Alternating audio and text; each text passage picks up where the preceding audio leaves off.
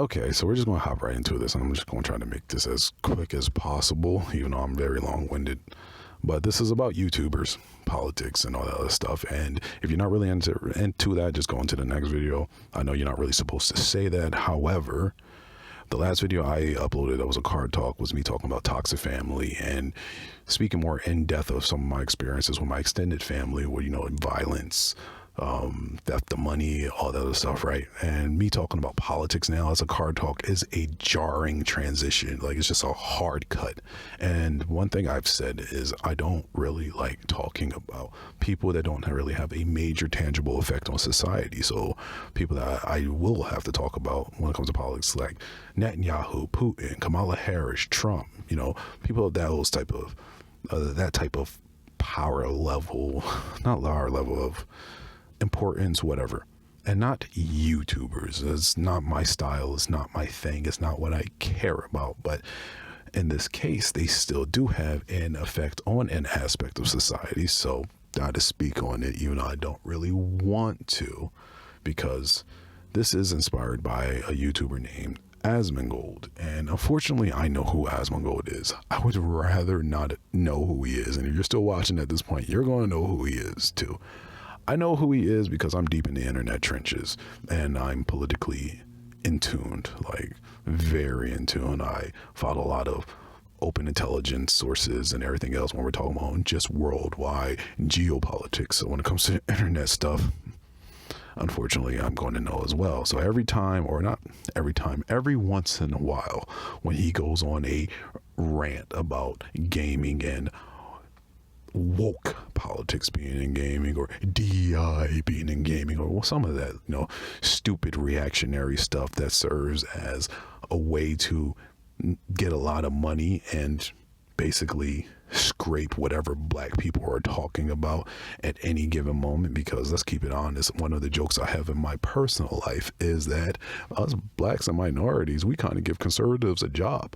Woke, DEI, all that stuff, Black Lives Matter, these are things that aren't new. They've existed for decades. Black Lives Matter as a movement might be new. I don't know why it's a movement like that, but the messaging of it, I've heard since a child, a small child. I'm 32 years old now.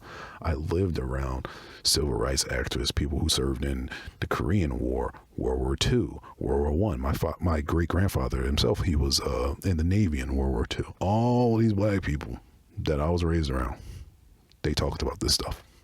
You know, you wouldn't know that you weren't raised around anybody, but that's just an aside that I find funny. But he'll go on these rants, and occasionally I will see them because they come across my feed, and it's the usual, all right, doing it A, for money, B, because he actually is prejudiced, and C, for money.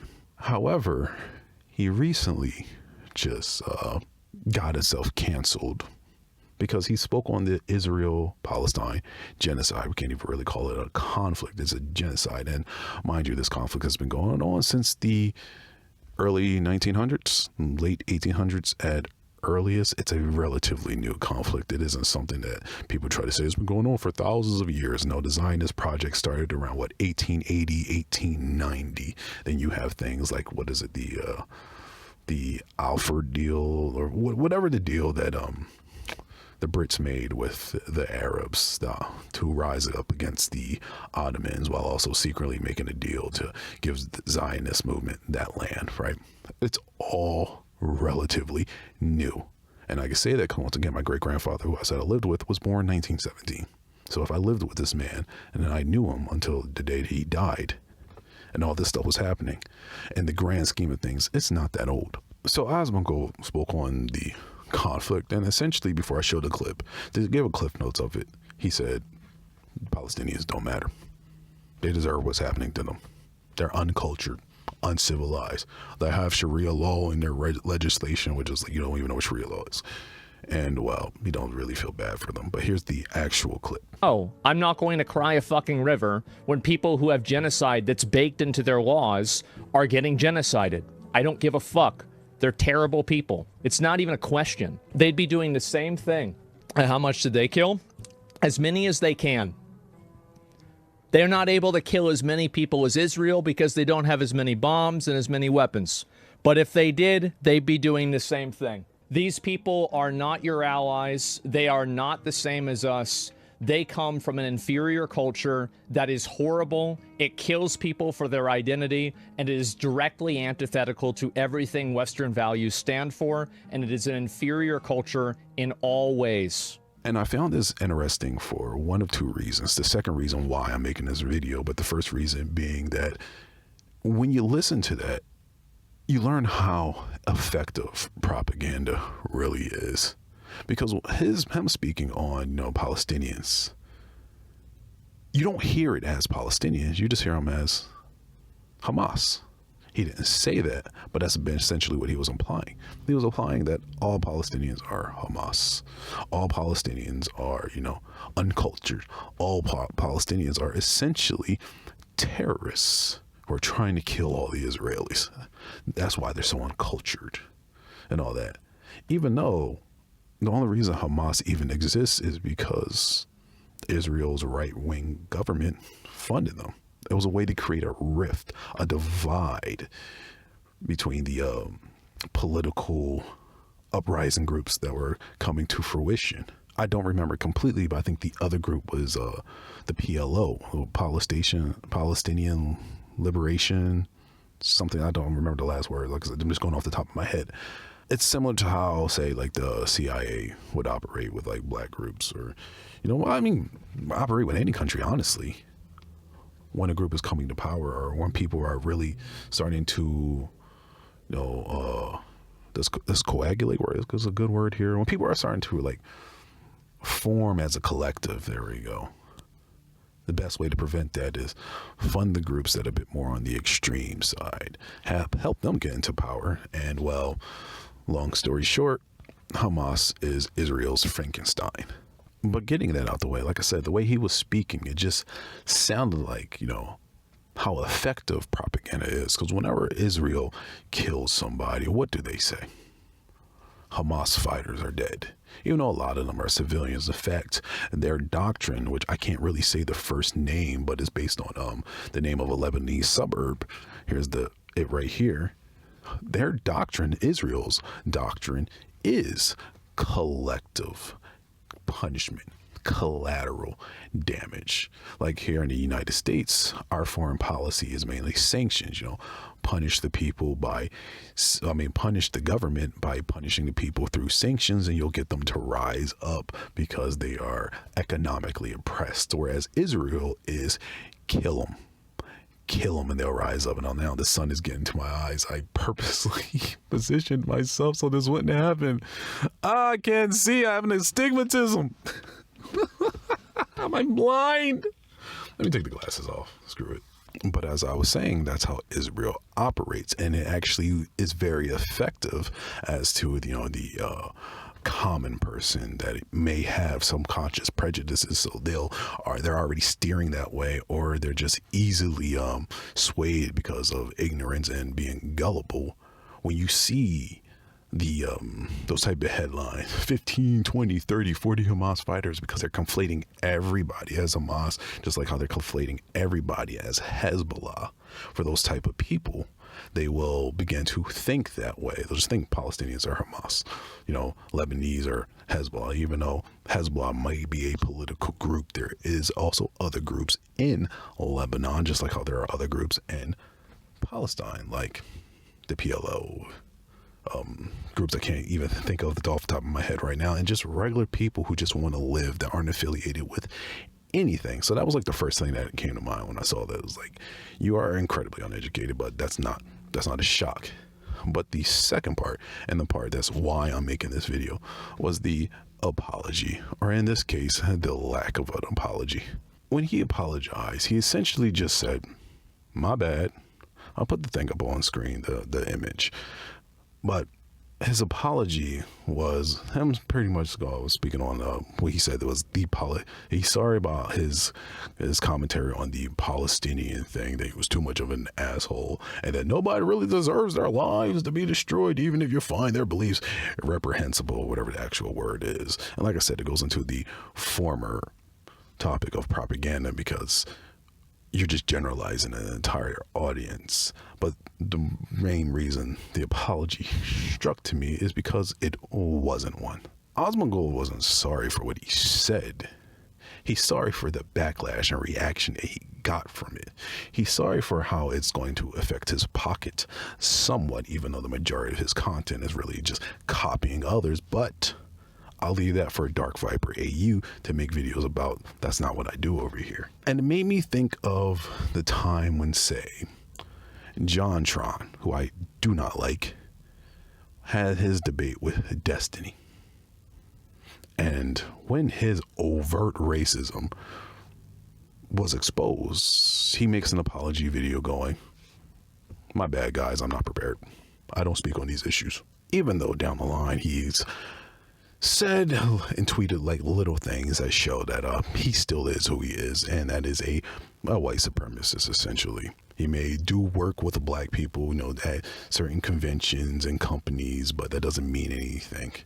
Donald Sterling owned an NBA team. Go figure. Money is money. The thing about the apology is, at least to me,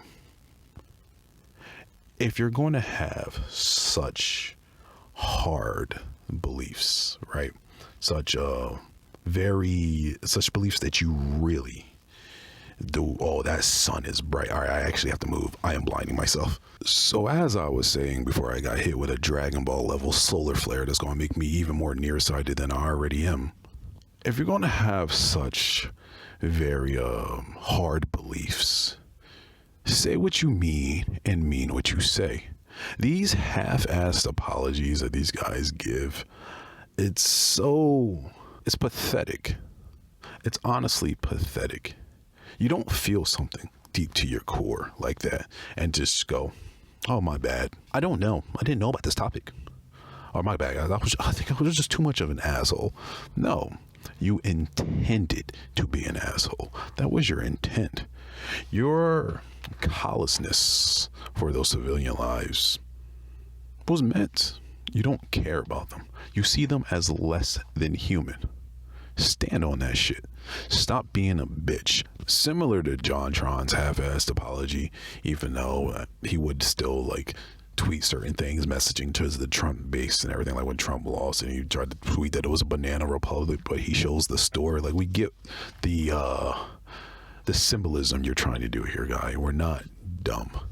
Say what you mean and mean what you say. And this is where the internet rabbit hole comes into play. So, in the political space, things have mainly always been right-leaning. When you go from, the Red Scare, McCarthyism, all the way up to talk radio, the news, and all that jazz, right?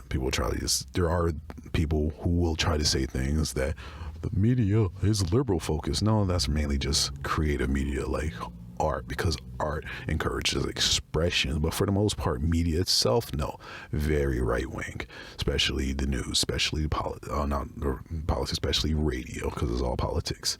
We remember when the Dixie Chicks spoke out against the global war on terror and the Iraq war, and we never really heard from the Dixie Chicks again, at least over here in America.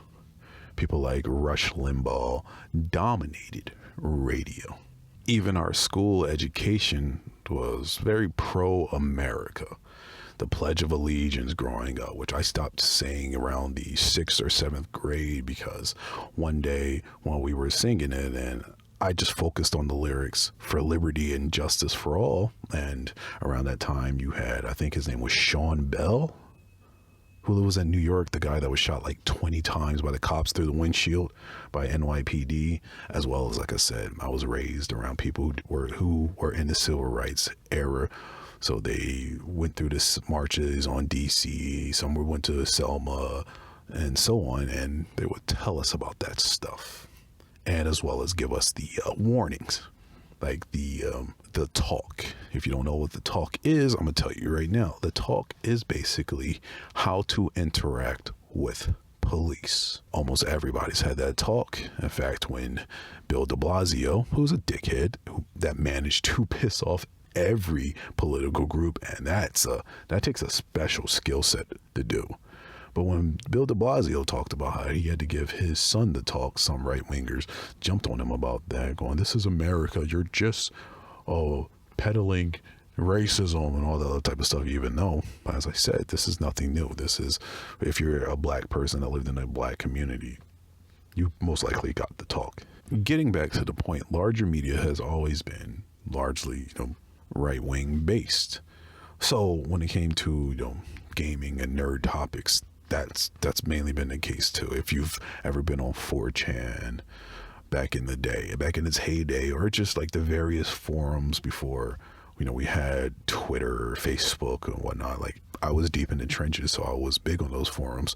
You would see the how people really acted when it came to certain things. And that's why we would always create like black spaces in gaming.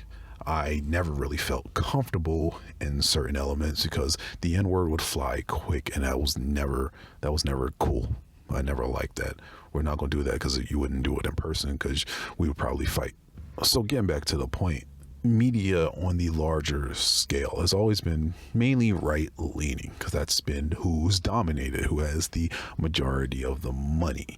Even if we try to say, well, Hollywood is left, not really. Look at the many propaganda shows that we have. I don't know if FD Signifier made a topic on that, but we have so many pro-police shows that would skew everything in favor of the police. Cops was one of them, as well as our, hyper jingoistic military movies, some that I liked, like Black Hawk Down, one of my favorite movies. You also had Tears of a Son, and so on and so on. I used to be very hyper military because I wanted to be that until I started smoking weed and went off to college. So that's not ever happening at this point. Either ways, when Gamergate came around, you saw it take a turn for the worse. I was involved in Gamergate, not as somebody important, but I followed it. I, looked at some of the leaks that would come out that were boosted by people like the late Total Biscuit and whatnot. And there is, or was, and probably still is, issues when it came to journalism and gaming, because a lot of it really just, paid for, which, funny enough, if you know the history of journalism in America, not too far off to how things really work. Do we have real journalism? Sure. But you also have things like yellow journalism, New York Post, tabloids. A lot of money has always influenced how our journalism works. And it's been a constant tug of war between real journalism and propaganda, which at this point, the tug of war is mainly going to propaganda, as our newspaper outlets, local newspaper, they don't really exist much anymore. And local newspapers tend to be the ones who do the in-depth research that break investigations that turn into larger stories. There we go. That's what I was trying to say. But with that said, Gamergate was a turn for the worse, despite those elements that had truth to them, those problematic elements that should have been analyzed and discussed and critiqued, as right-wing rhetoric had completely started to take over. Yeah, your Milo Yiannopoulos, the one guy that's related to the other guy. I don't remember his name anymore. He was in he's one of the Baldwins. There we go. One of the Baldwins gets involved. You start seeing Peter Thiel and others get involved, yada, yada, yada. For the most part, the already dominant right-wing space just co-opted Gamergate.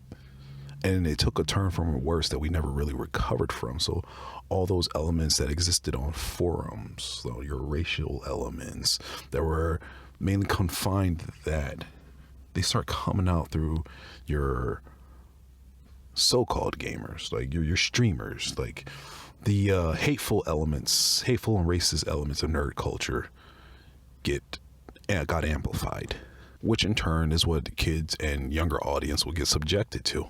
And that itself just became a rabbit hole of Jordan Peterson, a rabbit hole of Joe Rogan, Andrew Tate, some of those super incel guys that were like MGTOW, and it just became a spiral to what we see now, where you have the useful idiots like Asmongold and others, which is now part of the reason why you'll see things like people role playing as Roman legionnaires on Twitter and YouTube comment section talking about Western civilization. It's just the dorkiest thing in the world. If people that do that, please go touch some grass. Oh my God, it's so funny to see. But that's neither here nor there, because I'm not trying to go into my more mean spirit part of myself. What I'm trying to really say here is propaganda is easy. Being educated isn't. Taking the time out to learn and read about topics is time consuming. It's a very time consuming, but it's very necessary as well. Because when you see these people like Asmongold or John Tron or whoever else is doing it, Quarter Pounder. If you don't know who he is, like, I'm sorry I threw all these names out. If you don't know who they are and you made it this far, I apologize so much. I truly do. I just made your life worse. But when you see these people that spew these things, you can mainly ignore them, yes. But there will be a time where their rhetoric, them being the useful idiots, their rhetoric will be consumed by somebody somebody that's younger. In fact, when I was at my university, I had to have me and a few people had to sit down with somebody who was like 19 or 20, because he would repeat the things that they used to say. And me, like being older, I kind of took over the conversation. I did what all older brothers, older siblings would do, like how the people I was raised around, the civil rights people, my great grandfather and all of them did to me. I would question what they say and make them present the question in a way where the person has to answer it. And when a person has to answer their own questions, they will eventually hit a point where they can't really answer it, right? And I'm not really going to get deep into that, but basically that's what I would do with certain people, because I saw how such people were having an impact on the real world and not just the internet space, even though everybody you see in the internet space, if they're not a bot coming from an Israeli, Russian factory somewhere, right? Or just somebody that's trolling, they're a real person with real beliefs who are in some way and form having, sharing a space with other people if they're not completely reclusive, which means they are interacting with and having influence on somebody somewhere at some place in time, which means, unfortunately, we have to counteract that, even though a lot of us would rather not to, rather just do our things, go about our lives. Some things you just got to speak on, and this was one of them. But either ways, that's the video. One of my bigger ones that I have, with the actual camera gear, is going to be a fun one. It's coming around just nice. The script is looking good. I just passed the outline and rough treatment phase. So now I'm going to do the second pass over, clean things up, really get it down, start turning it into a script with an AV script. So, audio, have the audio and visual elements in it. And it should be a good one. Probably going to come on like 2 or 3 weeks though. I don't know. I have no idea. Got to do everything, but I just wanted to throw that out there. Either ways, I'll see y'all in the next video. As you know, as always, deuces. I did not like the fact that I had to do this. I wasn't forced to, but I felt compelled to, so I had to do it. I'd rather not. But hey, that's life sometimes.